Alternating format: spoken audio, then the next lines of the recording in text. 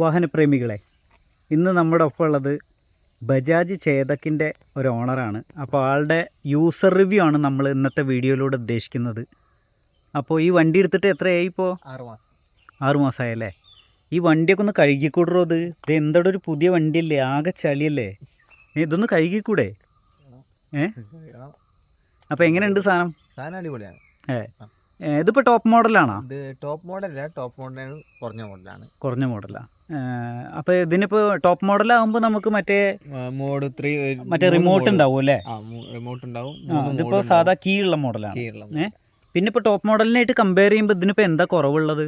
പറഞ്ഞാൽ 3 മോഡ്സ് ഉണ്ടാവും. മറ്റേന് top model ഒറ്റ മോഡേ ഉണ്ടാവുള്ളൂ. ഇപ്പോൾ സാധാരണ നമ്മൾ റിയൽ ലൈഫിൽ കമ്പനി പറയുന്ന റേഞ്ച് അല്ലാതെ റിയൽ ലൈഫിൽ ഇതിന് എത്ര റേഞ്ച് കിട്ടുന്നുണ്ട്? റിയൽ ലൈഫിൽ 100 റേഞ്ച് കിട്ടുന്നുണ്ട്, കറക്റ്റ് ഓടി കിട്ടുന്നുണ്ട്. പക്ഷെ ഒറ്റ മോഡേ ഉള്ളൂ. എത്ര ടോപ്പ് സ്പീഡ് ഏതുവരെ പോകാൻ പറ്റും? 70 സ്പീഡ് വരെ. സീറ്റും തുറക്കാൻ പറ്റുമോ? Seat 34 litre. ഹെവി. അല്ലെങ്കിൽ ഇലക്ട്രിക് വണ്ടികൾക്ക് ഇത്തിരി കൂടുതൽ ഉണ്ടാവും. അപ്പോൾ 2 ഫുൾ ഫേസ് ഹെൽമെറ്റ് അടിപൊളിയായിട്ട് വെക്കാം. ഇതിൽ മറ്റേ USB ചാർജിങ് പോർട്ട് ഉണ്ടോ? ചാർജിങ് പോർട്ട് ഉണ്ട്. ഉണ്ട് അല്ലേ? അത് സൗകര്യമുള്ള സ്ഥലത്താട്ടോ. മഴ കൊള്ളില്ല. മഴ കൊള്ളൂല്ല. ഉള്ളിലേക്ക് ഈസി ആയിട്ട് വെക്കാം. അടിപൊളി. ലോക്ക് ഇല്ല എന്നേ ഉള്ളൂ. അപ്പോൾ പിന്നെ ഇവിടെ അത്യാവശ്യം സാധനങ്ങൾ വെക്കാം അല്ലേ? ഒരു ഹുക്ക് ഉണ്ട്, അത്യാവശ്യം സ്പേസ് ഉണ്ട്. പക്ഷേ റിവർ ഇന്ത്യനൊക്കെ വെച്ച് നോക്കുമ്പോഴേ ഇവിടെ കുറവാട്ടാ. റിവർ ഇന്ത്യയിൽ കുറച്ചും കൂടി നമുക്ക് ഇവിടെ സ്പേസ് കൂടുതലുണ്ട്, റേറ്റും കൂടുതലാണ്. പിന്നെ ഇതിന്റെ ഏകദേശം ഓൺ റോഡ് പ്രൈസ് ഇപ്പോൾ എത്രയായി? On road 1.15. 1.15 അല്ലേ? ഇപ്പൊ ചില മോഡൽ പുതിയ ഇറങ്ങണക്ക് നല്ല വില കുറവുള്ള ചേതക്കിന്റെ കുറെ അപ്ഡേറ്റഡ് വേർഷൻസ് ഒക്കെ ഇറങ്ങിയിട്ടുണ്ട്. അതെ അല്ലേ? പിന്നെ ഈ വണ്ടി എടുത്തതിന്റെ ശേഷം എന്തെങ്കിലും പണി കിട്ടിയിട്ടുണ്ടോ? എന്തെങ്കിലും വണ്ടി ഓടാതെ വഴിക്ക് കിടക്കുക? ഇതുവരെ ഒരു ദിവസം ഉണ്ടായിട്ടില്ല. പണ്ട് ഏതോ ഓരോ ഓല ഉപയോഗിച്ചിരുന്നില്ലേ? മാസം പണിയായിരുന്നു.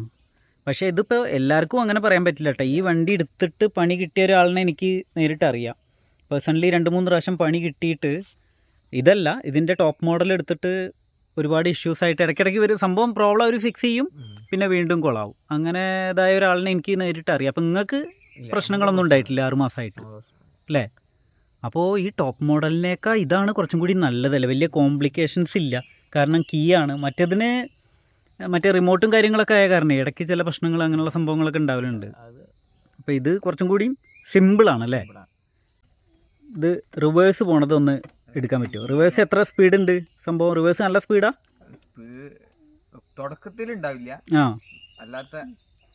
തുടക്കത്തിൽ മെല്ലെ നീങ്ങുള്ളൂ അല്ല? റിവേഴ്സ് വല്ലാത്ത സ്പീഡായ അപകടമാണ്.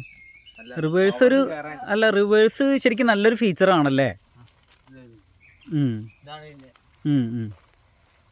ബ്രേക്കിങ്ങിനെ പറ്റിയിട്ട് എന്താ പറയാനുള്ളത്? ഈ വണ്ടി ഇതിന്റെ ഡ്രം ബ്രേക്ക് ആണ് വരുന്നത്. ടോപ്പ് മോഡലാണ് ഡിസ്ക് ബ്രേക്ക് വരുന്നത്.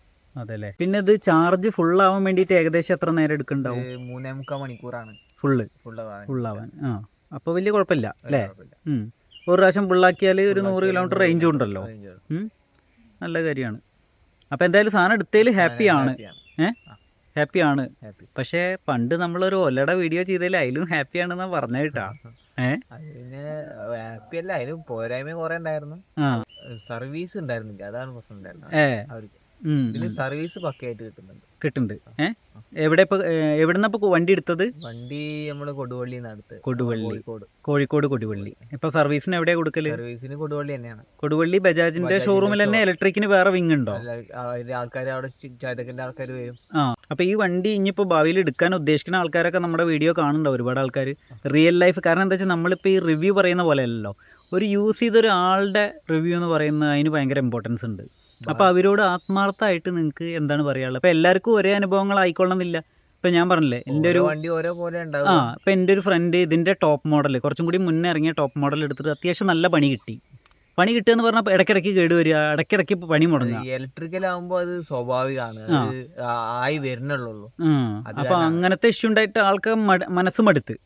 പിന്നെ ഇപ്പം എന്താ വെച്ചാൽ ഇപ്പോൾ കുറേ പല പ്രാവശ്യം നേരേക്ക് റെഡി. ഇപ്പോൾ ഓട്ടോമാറ്റിക്കായിട്ട് അത് ഓക്കെ ആയിട്ട് ഇപ്പോൾ കണ്ടിന്യൂ ഓടുന്നുണ്ട്, വലിയ കുഴപ്പങ്ങളില്ലാതെ ഇമ്പ്രൂവ് ആയി വരുന്നേ ഉള്ളൂ. അപ്പോൾ അങ്ങനത്തെ സംഭവങ്ങളുണ്ട് അല്ലേ? അതുണ്ട്, നമ്മൾ ഉപയോഗിച്ചിട്ട് നമ്മൾ. അപ്പോൾ എന്തായാലും നമ്മളോട് സഹകരിച്ചതിന് താങ്ക് യു.